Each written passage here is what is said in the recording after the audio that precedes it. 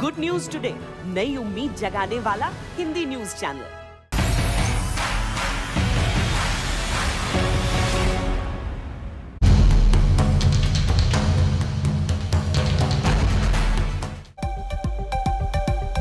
नमस्कार, आप देख रहे हैं आज तक। आपके साथ मैं हूं सईद अंसारी।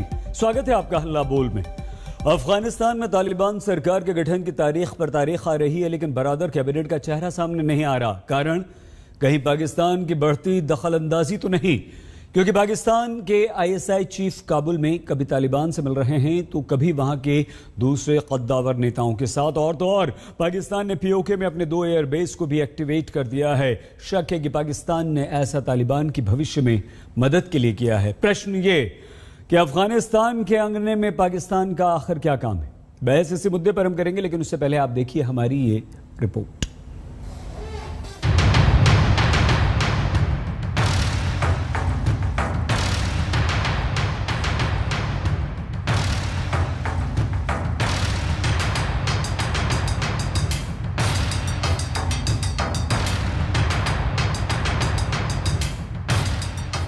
अफगानिस्तान पर तालिबान ने कब्जा तो कर लिया है, लेकिन सरकार गठन को लेकर तारीख पर तारीख का खेल चल रहा है।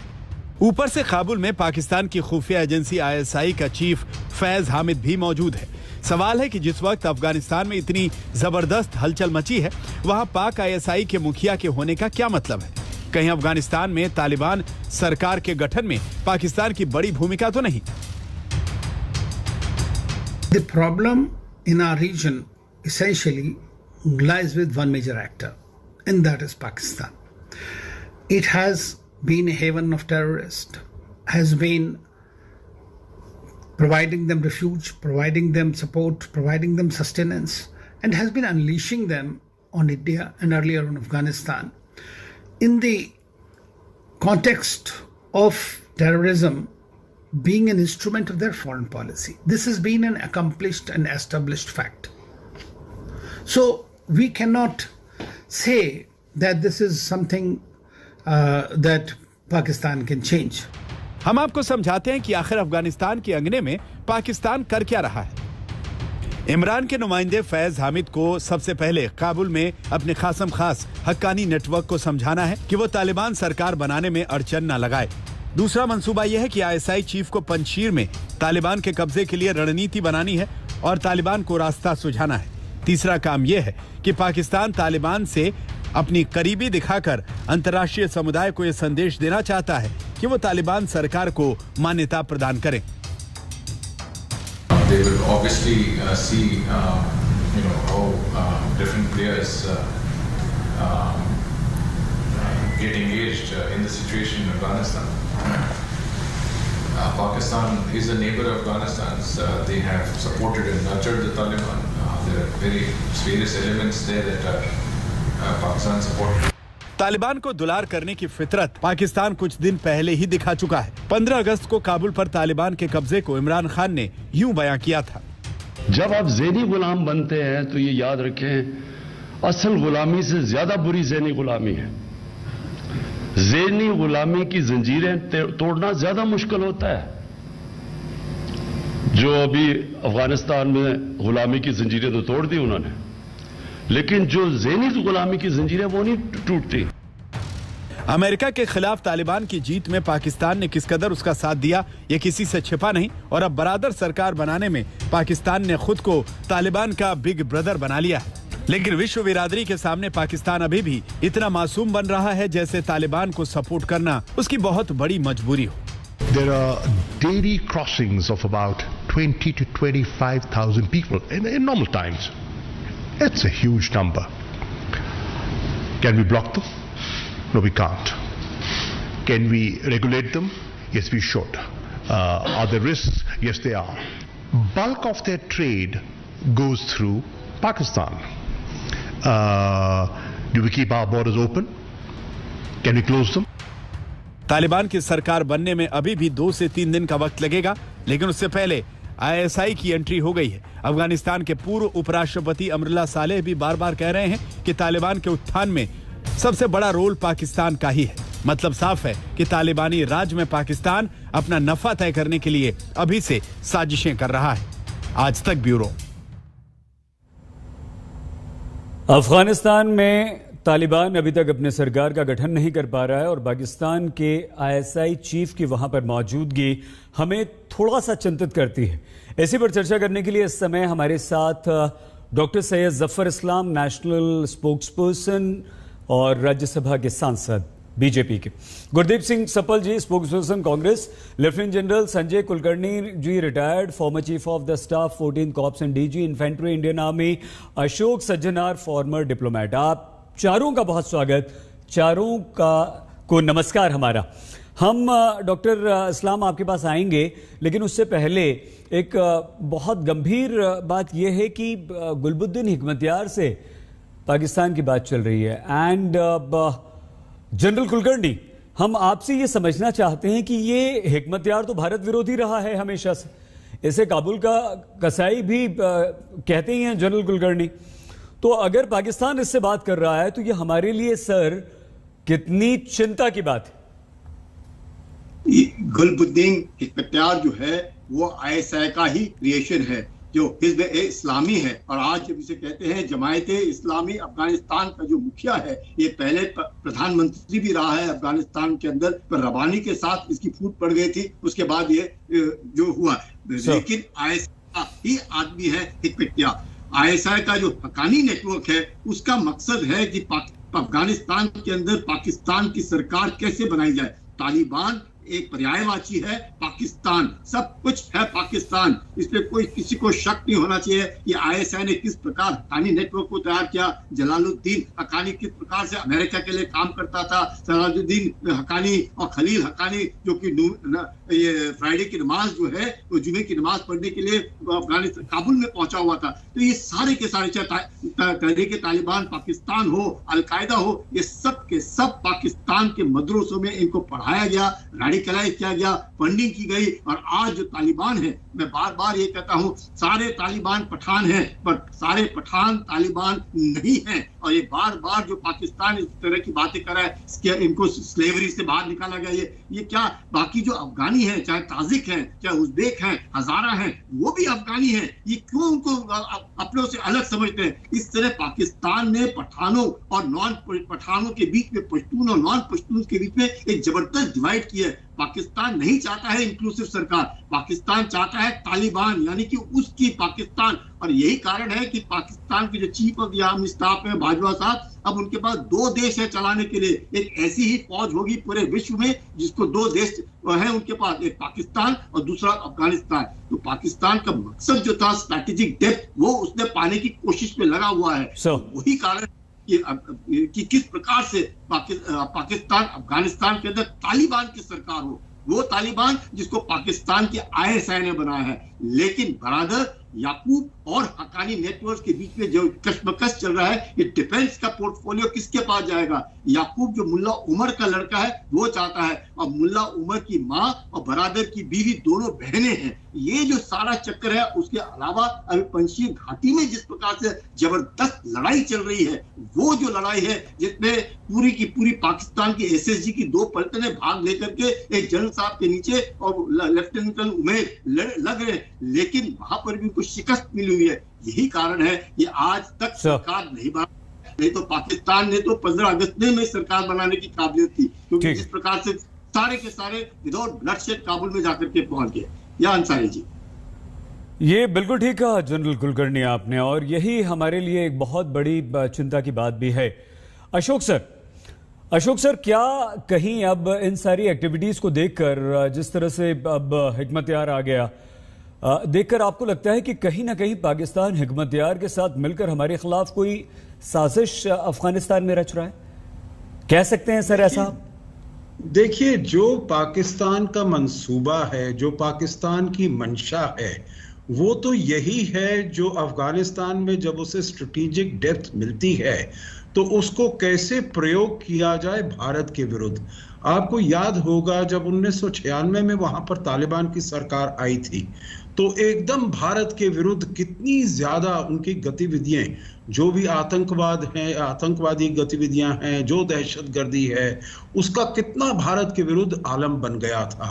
1999 का वाकया कोई नहीं भूला है अभी तक। ये सब पाकिस्तान की ही देन है, क्योंकि पाकिस्तान चाहता है जो अफगानिस्तान में काबुल में एक हो तो कोई फ्रेंडली सरकार, परंतु ऐसी सरकार हो जो वीक हो, जो उसके अपने अंगूठे के नीचे रखे। तो स्ट्रेटेजिक डेप्थ का यही मतलब है उसके लिए। इसीलिए उसने 20 साल तक जिद्दोजहद की है जिससे कि अमेरिका वहां से जाए।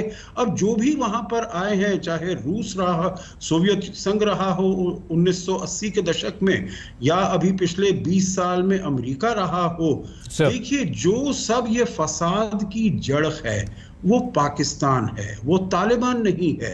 अगर आप तालिबान तो जैसे एक पत्तियां और शाखाएं हैं, अब अगर शाखा और पत्तियां आप काटते जाएंगे और आप जड़ की तरफ, मूल की तरफ आप नहीं जाएंगे, मूल से खत्म नहीं करेंगे, तो फिर आप आतंकवाद को खत्म नहीं कर पाएंगे।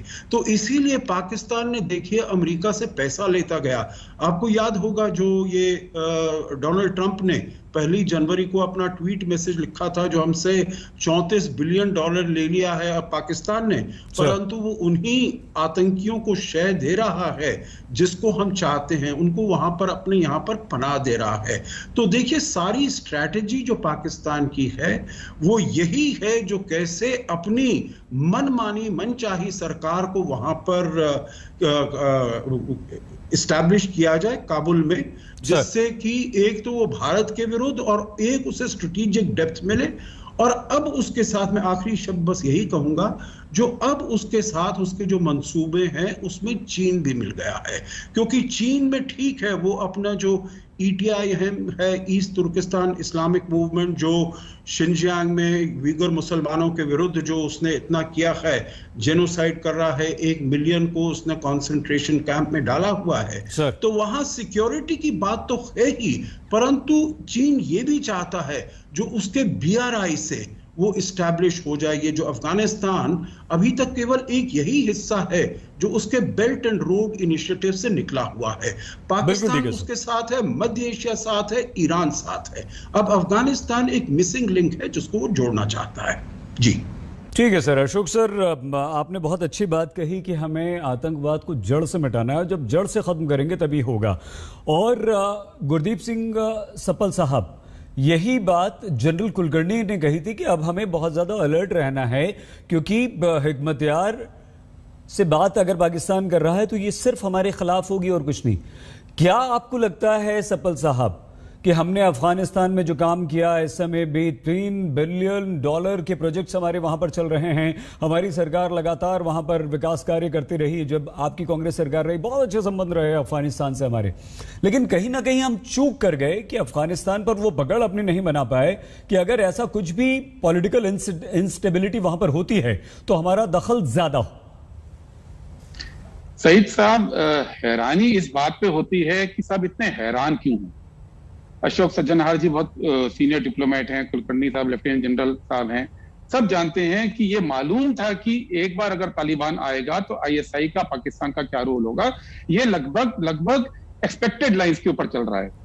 सवाल ये है कि जब 2013 में पहली बार ओबामा ने बोला कि शायद वापसी करनी पड़े अब अमेरिका को अफगानिस्तान से, और 2014 से मोदी सरकार है, तब से बहुत सारे एक्सपर्ट्स ये राय देते रहे कि अफगानिस्तान के अंदर क्या करना चाहिए।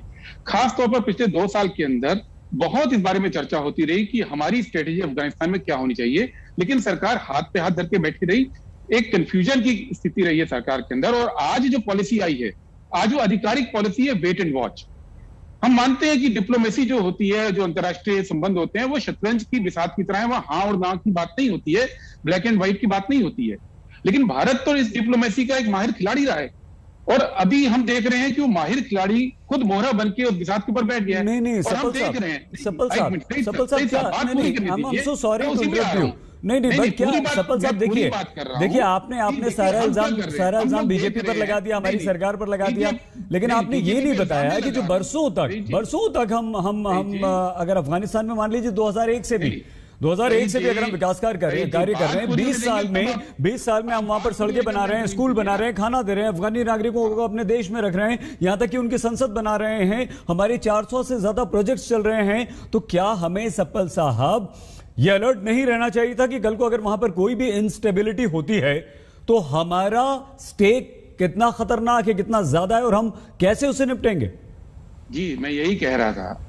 आप एक बात समझिए, आपने केवल एक पक्ष बोला है भारत के इन्वॉल्वमेंट का। भारत का वहां के नॉर्दर्न अलायंस के साथ जो पंचशील वैली में अलायंस है अभी नए नाम से, उसके साथ भी संबंध रहे हैं, भारत समर्थक रहा है।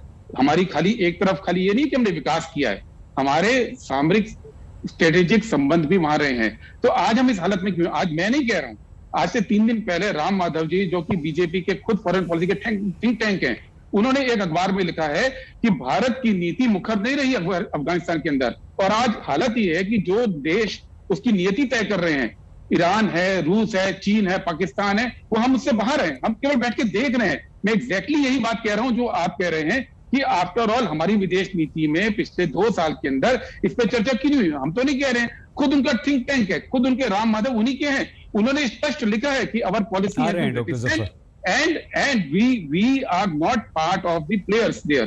ये बात हम भी कह रहे हैं कि आज की तारीख में हमारी स्थिति की हम वेट एंड वॉच कर रहे हैं, हम वेट कर रहे हैं कि बाकी देश क्या करेंगे, उसके हिसाब से अपनी रणनीति बनाएंगे।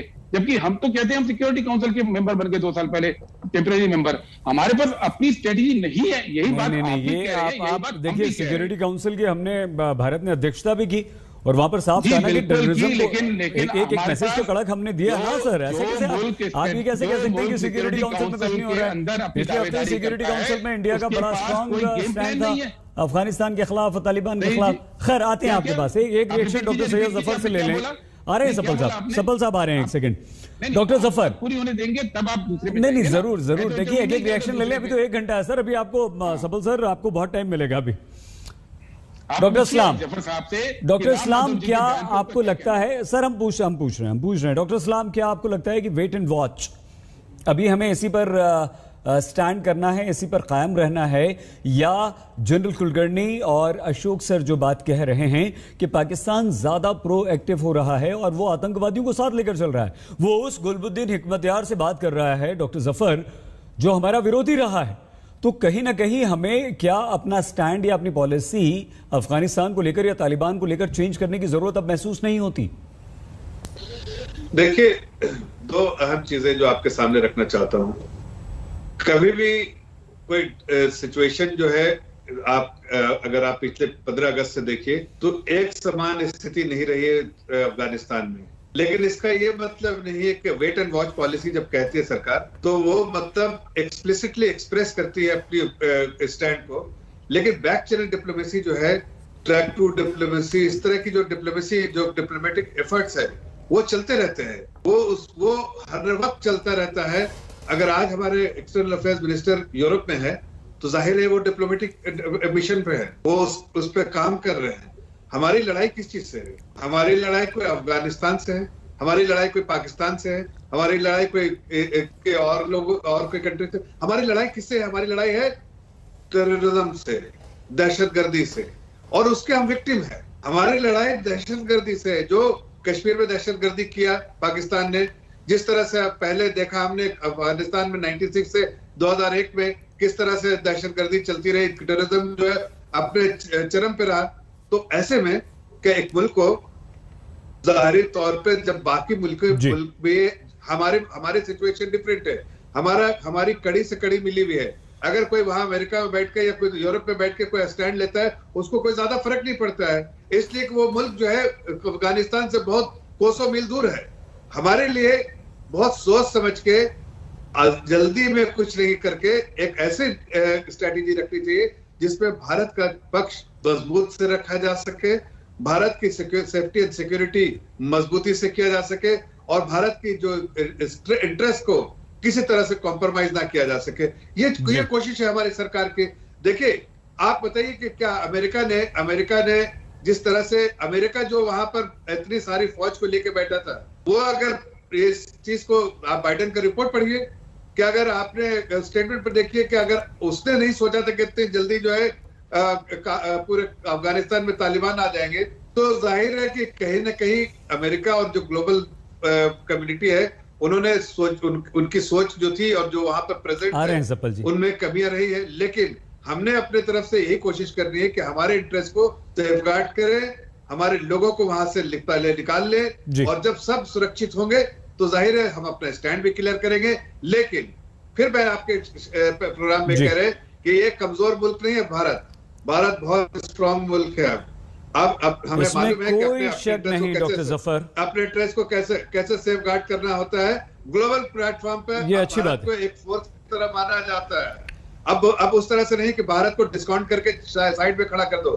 भारत के प्रधानमंत्री को हर लोग बात करते हैं, हर लोग ओपिनियन लेते हैं और ओपिनियन इनकी मैटर करती है ग्लोबल कम्युनिटी के साथ। इसलिए आप थोड़ा ध्यान रखिए। आई एम श्योर आगे आने वाले दिनों में बिल्कुल स्थिति साफ हो जाएगी और अभी भी अफगानिस्तान की स्थिति बिल्कुल सामान्य नहीं हुई है। ठीक है डॉक्टर जफर, इसमें कोई शक नहीं, आपकी बात ठीक है कि हम एक स्ट्रॉन्ग नेशन हैं और दुनिया हमें बहुत गंभीरता से लेती है। सफल साहब आ रहे हैं आपके पास, क्योंकि हम जनरल कुलकर्णी और अशोक सर के पास जाना चाहेंगे यहाँ पर। नहीं, एक रिएक्शन लेके, क्योंकि देखिए यहाँ आज बहस नहीं है। सफल सर सुनिए ना, सुनिए एक मिनट सर, एक मिनट सुन तो लीजिए प्लीज। देखिए आज क्या है कि ये नेशन इंटरेस्ट की बात, आज हमारे लिए, आपके लिए, हम चारों पांचों के लिए और पूरे देश के लिए राष्ट्रहित सर्वोपरि है, सबसे ऊपर है। क्योंकि हमें न सिर्फ आतंकवाद से लड़ना है। सर आएंगे ना, जवाब दें। अरे सबसे आपकी शुरुआत हुई थी ना, जफर साहब से पहले आपके पास आते हैं आपके पास। सवाल है जफर साहब से। नहीं आ रहा हूं मैं। General Kulkarni sir, general Kulkarni, हमारा सीधा सा सवाल है और ये डर भी है कि ये जो हिकमत यार है, कहीं ये सर पाकिस्तान के साथ मिलकर हमारे खिलाफ कोई साजिश तो नहीं रच रहा है?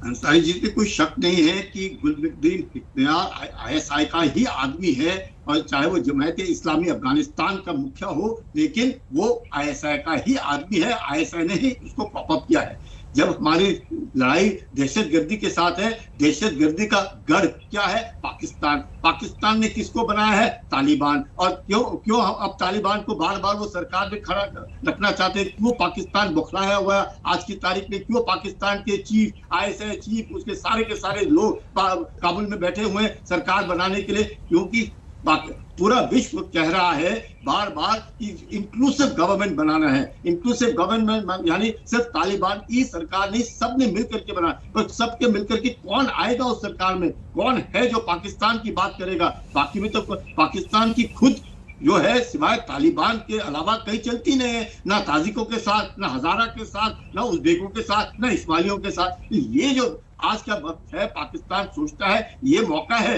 पाकिस्तान इज लाइक, वो कहते हैं भेड़ के कपड़ों में भेड़िया, उस तरीके से चाल चलने की कोशिश करे, दिखा रहा है विश्व को कि भाई लेजिटिमेसी करिए, तालिबान को लेजिटिमेसी दीजिए। क्योंकि आज कंगाल मुल्क पाकिस्तान ये जानता है कि वो अफगानिस्तान में अगर सरकार अपनी बनाने की चलाएगा कैसे उसको?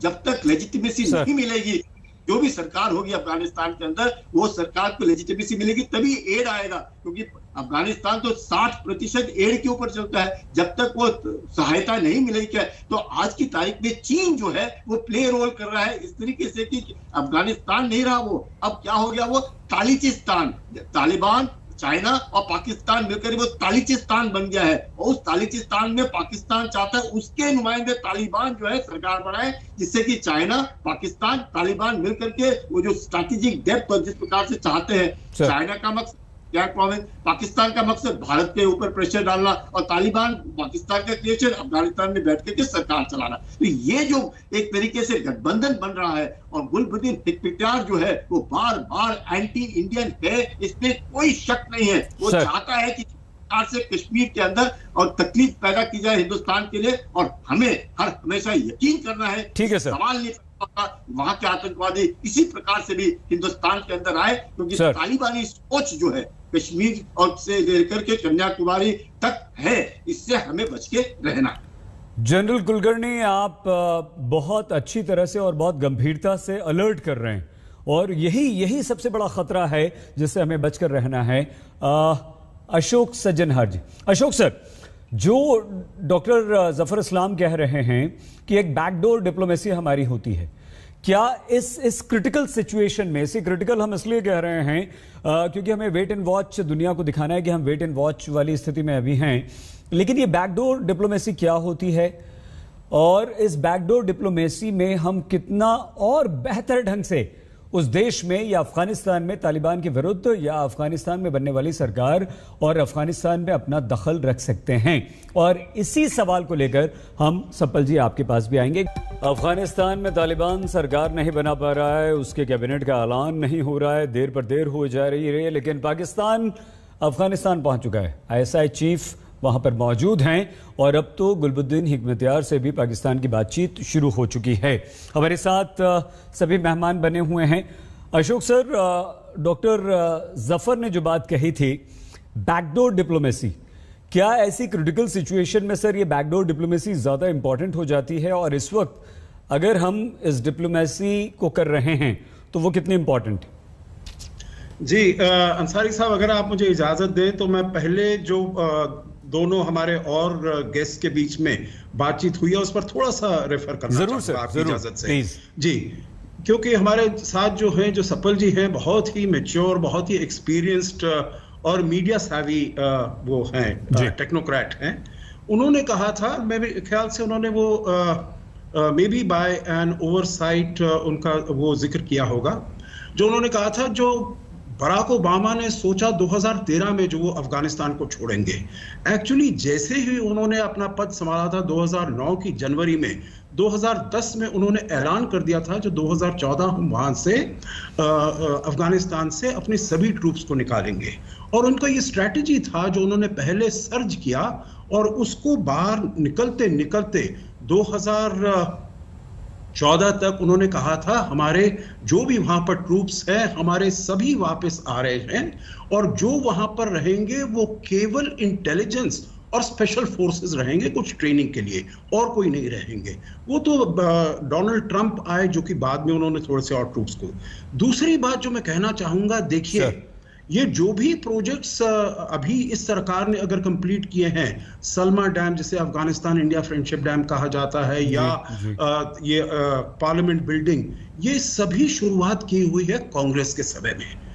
इस सरकार ने जो किया है कंप्लीट किया है। तो मैं ये कहूंगा जो अफगानिस्तान हमारा देश का प्रोजेक्ट है, जॉइंट प्रोजेक्ट है, इसको प्लीज जो इस सरकार ये कर रही है और पहले हमने ये किया उसमें मत बांटिए, क्योंकि अगर बांटेंगे तो ये it's not only national interest, ये हमारे सामरिक हित की बात है। क्योंकि इसमें ये ठीक है जो पॉसिबिलिटी है, चीन जैसे मैंने बताया वहां पर आ रहा है, पाकिस्तान के साथ मिला ही हुआ है, अगर तालिबान यहां पर आता है, अफगानिस्तान उसके साथ मिल जाता है, तो ये देश के लिए बुरा होगा, एक पार्टी के लिए बुरा नहीं होगा। तो इसीलिए हमको सबको साथ में इसमें मिलकर काम करना चाहिए, उसी में देश की भलाई है, उसमें सभी पार्टीज की भलाई है। और फिर जो कुछ भी हमने वहां पर किया है, आफ्टर ऑल 2011 में स्ट्रेटेजिक पार्टनरशिप साइन किया गया वहां पर, उसके ऊपर दोनों जो भी सरकारें आई हैं सभी ने काम किया है उसके ऊपर। देखिए दूसरी बात है ये जो बैक चैनल डिप्लोमेसी की है, जब वेट एंड वॉच हम कहते हैं तो ये बिल्कुल ठीक है। जो देखिए अभी आप क्या एक्शन लेंगे, 3 सप्ताह हो गए हैं तालिबान को काबुल के ऊपर कब्जा किए हुए, अभी तक सरकार नहीं बना पाए हैं। जब तक सरकार नहीं बना पाएंगे तो हम उसके ऊपर क्या अपना रिएक्शन देंगे, अगर उनकी नीतियां हमको नहीं मालूम चलेंगी तो हम उसके ऊपर क्या अपना रिएक्शन देंगे। So it is not only India जिसका वेट एंड वॉच पॉलिसी है, इसका पूरी दुनिया यही देख रही है जो उसकी पॉलिसीज क्या आएंगी, तालिबान की जो सरकार आती है उसमें कौन कौन लोग आएंगे और उनकी नीतियां क्या होगी। देखिए अभी तक जो हमारे पास इंडिकेशंस आए हैं तालिबान से, आपने देखा है जो कुछ दिन पहले दीपक मित्तल हमारे जो एम्बेसडर हैं उसमें कतार में उनकी मुलाकात हुई है, वहां से जो भी इंडिकेशंस मिले हैं बड़े ही पॉजिटिव इंडिकेशंस मिले हैं। उससे पहले जो मीडिया से, आपके मीडिया से भी बात की है उन्होंने, चाहे मिस्टर शेर स्तानिकज़ाई ने की है या फिर अनास हक्कानी ने किया है, सभी ने ये हम लगातार कर रहे हैं जो भारत ने जो कुछ भी किया है वो हम उसको चाहते हैं जो भारत को वहां पर फिर से एंगेज किया जाए, जो प्रोजेक्ट्स अभी पूरे नहीं हुए हैं तो उनको आगे लेकर जाया जाए। तो मैं जो ये लोग कह रहे हैं जो game is lost for India, I think they are speaking too early. अभी तो भारत के पास बहुत ऐसे पत्ते हैं, और ये फिर मैं आता हूं बैक चैनल डिप्लोमेसी। देखिए अभी प्रधानमंत्री मोदी की बातचीत हुई है, 45 मिनट लंबी बातचीत हुई है राष्ट्रपति पुतिन के साथ। अब ठीक है जो सफल जी ने कहा, बिल्कुल ठीक है, नॉर्दर्न अलायंस में ईरान, रूस और भारत साथ साथ में थे। अब ईरान अलग चला गया है, रूस अलग चला गया है, उनके अपने कंसिडरेशंस हैं, परंतु भारत ने वहां पर जो है अपने चाहे अफगानिस्तान में सरकार हो और से हमने अपने संबंध अच्छे रखे हैं। ठीक है सर, हमारे जो एक आखिरी बस जल्दी से थोड़ा 3 गेस्ट और हैं, उनसे भी एक रिएक्शन ले लें। बिल्कुल सॉरी। तो देखिए हमारे जो विदेश मंत्री हैं वो वहां पर रूस में गए हैं, वो वहां पर यूएनएससी में गए हैं, और सब जगह पर अफगानिस्तान पर सबसे बात हुई है। कतार गए हैं, ईरान गए हैं, तो इसलिए बड़ी प्रोएक्टिव डिप्लोमेसी है वेट एंड वॉच पीरियड में भी।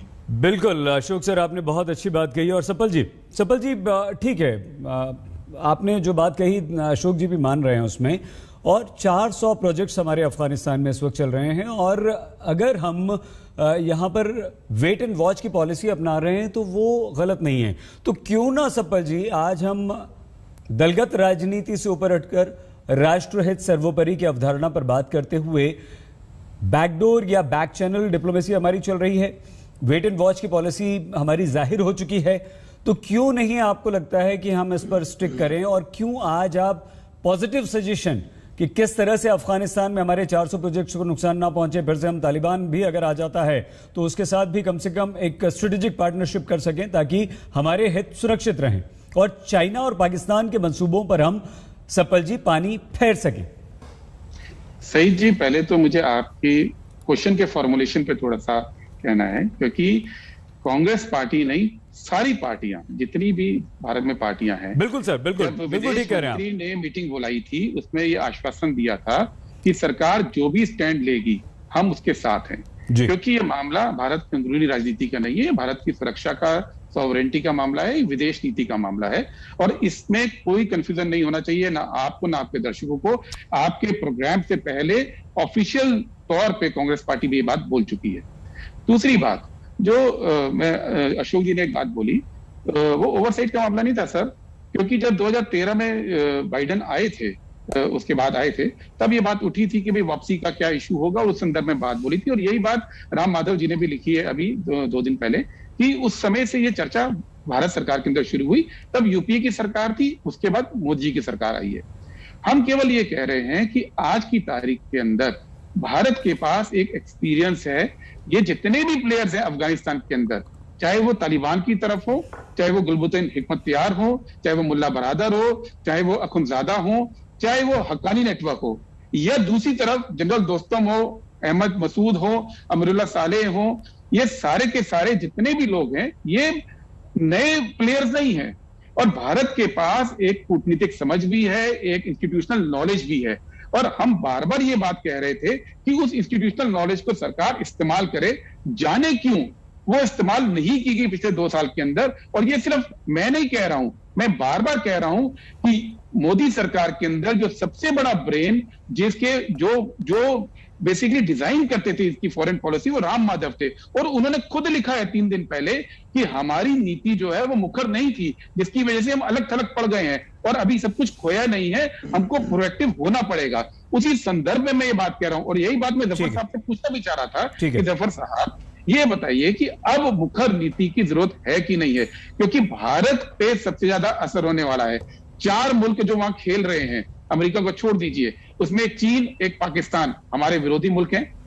रूस के साथ हमने संबंध पिछले 1 साल में दोबारा ठीक करने की कोशिश की है, क्योंकि अमेरिका के साथ जो हमारे संबंध हुए उसको अखरे थे, और ईरान से हमने अमेरिका के चलते अपने संबंध खराब किए हैं, तो इसलिए हम अलग थलग पड़े हैं। विदेश नीति का मामला जो है वो लोकल प्रिज्म से नहीं देख रहे हैं हम लोग, विदेश नीति के मामले में बड़ी जिम्मेवारी से बात कह रहे हैं कि अफगानिस्तान के अंदर अगर पाकिस्तान एक्टिव हो रहा है, जो होना ही था, उसमें जो होना ही था, ये मालूम था कि वो होगा, तो वो भारत के लिए खतरे की घंटी है, और इसलिए इसलिए सरकार को इंस्टीट्यूशनल विजडम इस्तेमाल करते हुए, पुराने अनुभव को इस्तेमाल करते हुए इसको टैकल करना पड़ेगा। डॉक्टर जफर, आपको लगता है कि दो एक्सपर्ट्स जो हमारे साथ हैं, जनरल कुलकर्णी और अशोक सज्जनहार सर, उनकी बातों पर हमें गौर करते हुए अपनी पॉलिसीज पर ध्यान देना होगा? और जो सपल साहब कह रहे हैं, सपल साहब कह रहे हैं कि सर आपको थोड़ा सा प्रोएक्टिव होना पड़ेगा, आपको पुराने एक्सपीरियंस का फायदा उठाकर अब आगे बढ़ना पड़ेगा। आप सहमत हैं इससे? एक लाइन और देखिए, बैक चैनल से भी हम उसकी इंपॉर्टेंस समझते हैं। डिप्लोमेसी में बैक चैनल के बिना कोई भी ठीक है, वो तो कर रहे हैं वो जी। देखिए, मैं इसका जवाब डॉक्टर जफर, मैं आपके सामने वादे तौर पे एक दो बातें कहना चाहता हूँ। पहली बात कि हमारे रिश्ते, अभी कह रहे थे सपल साहब, ईरान के साथ खराब हो गए। हमारे रिश्ते ईरान के साथ बहुत मजबूत हैं, बहुत अच्छे हैं, और हमारी जो लगातार बात ईरान से हो रही है और पूरे तौर से ईरान का मिल रहा है, पहली बात। दूसरी बात कि आप देखिए, बहुत सारे इस्लामिक कंट्रीज, चाहे सऊदी अरब हो, चाहे कतार हो, चाहे यूएई हो, चाहे बहरीन हो, चाहे वो कुवैत हो, इनसे लगातार हमारी बातचीत हो रही है और सबके जो रिस्पांस है बहुत ज्यादा पॉजिटिव है, रिसेप्टिवनेस बहुत ज्यादा है भारत के प्रति। और ये हमारे इंटरनल जो डिस्कशन हो रहा है मिनिस्ट्री ऑफ एक्सटर्नल अफेयर्स के जो हमारे मिनिस्टर है, उनके द्वारा जो बातें हो रही हैं, उसमें बहुत अच्छा ट्रैक्शन है, बहुत पॉजिटिव ट्रैक्शन है। तीसरी बात देखिए, इस वक्त जैसा अशोक जी ने कहा, बिल्कुल सही कहा कि जब तक हम, ऐसा तो नहीं है कि ये सारी चीजें जो हमारे एक्सपर्ट्स कह रहे हैं या जो हमारे कांग्रेस के स्पोक्स पर्सन कह रहे हैं, उसको सरकार के समझ में नहीं आ रहा है कि सरकार ये जो सारी चीजें, जो इवॉल्विंग सिचुएशन है, उसी का तो मुआयना सरकार कर रही है कि सिचुएशन जैसे ऐसे बदल रहे हैं, जिस तरह से साफ हो रहे हैं या क्लैरिटी आ रही है, सरकार अपनी रणनीति उसी के हिसाब से चला रही है। बट मैं इतना कहना चाहता हूं कि देखिए, चाहे चाइना हो, चाहे पाकिस्तान हो, चाहे अफगानिस्तान हो, ये सारी चीजें सरकार बेहतर तौर से समझती है। रशिया के साथ, जैसा प्रेसिडेंट पुतिन के साथ हुई थी बात, वहां से मार्केल जी से बात हुई थी। अभी बहुत सारे ऐसे कॉल शेड्यूल्ड है जो घंटे भर के कॉल होने वाली है आदरणीय प्रधानमंत्री जी के साथ। तो ऐसा नहीं, प्रोएक्टिवली हम काम कर रहे हैं, लेकिन अभी वाज़े तौर पे कोई हम अपनी जो स्ट्रेटेजी है उसको हम दुनिया के सामने डिस्क्लोज नहीं कर सकते कि किस तरह के, डॉक्टर जफर, किस तरह के संबंध हम रखना चाहते हैं। लेकिन मैं ये कहना चाहता हूँ कि ये कोई अगर समझ रहा है कि सरकार हाथ पे हाथ धर के बैठी है और सोच रही है, नहीं, कोई नहीं समझ रहा सर, कोई नहीं समझ रहा डॉक्टर जफर। नहीं डॉक्टर जफर, सपल साहब एक सेकंड सर, डॉक्टर जफर ये कोई नहीं समझ रहा है। एक मिनट, मेरा सवाल सिर्फ ये है कि राम माधव जी के स्टेटमेंट पे आपको क्या कहना है, उससे बोलिए ना जफर साहब।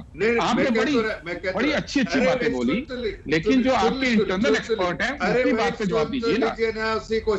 उसी के बारे में जवाब दे रहा हूँ। राम माधव जी का इंडिविजुअल अपना जो है ओपिनियन हो सकता है, आप डिसोन कर रहे हैं उसको, अंदर में क्या आप नेशनल चैनल को डिसोन कर रहे हैं राम माधव जी के स्टेटमेंट को? मैं कह तो रहा हूँ, अगर आपको समझ में आती हिंदी तो मैं आपको नहीं समझ में नहीं आती साहब, मेरे को तो कम्युनिकेशन समझ में आता है। मैं तो वो पूछूंगा जो मुझे पूछना है, मुझे कम्युनिकेशन समझ में आता है। मेरा ये कहना है कि जिस व्यक्ति ने विदेश नीति आपकी डिजाइन की पहले 5 साल, उसके ओपिनियन को आप डिसोन कर रहे हैं। मैं ये पूछ रहा हूँ सीधा। एक मिनट सुन तो लीजिए।